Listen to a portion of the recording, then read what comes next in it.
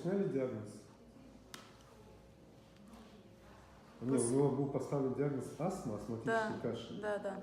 Ну, понятно. А сейчас, ну, хорошо, вот программу пропил, он перестал? За это время он не болел ни разу, у него не были. У него приступы прямо были, как будто он задыхался уже.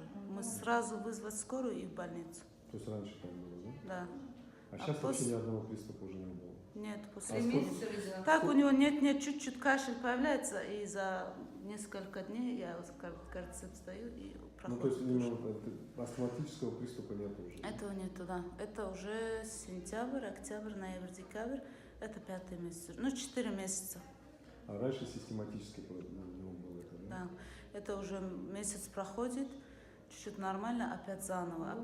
Он часто, за полгода, можно сказать, он 2-3 раза его в больницу укладывали на этот.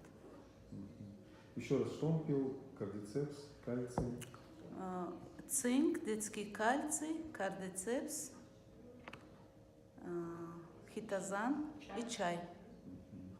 А в каких газировках? Чай он пил не так, там литр-полтора делали ему. По стаканам делала, я натощак давала после этого хитозана. Потом... А хитозан сколько? Одну штуку? Хитозан я ему давала, если честно сказать, по 2 вначале. Потом уже уменьшила хитозан по 1 утром. Кардицепс я ему давала 3 часа ночью.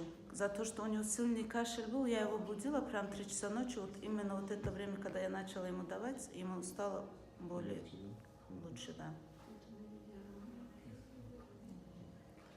Кальций только перед сном 1 пакетик. Цинк 2-3 раза в день по 2 капсулы. Когда как. Ну, нормально, вообще, ты довольна, да? Я да.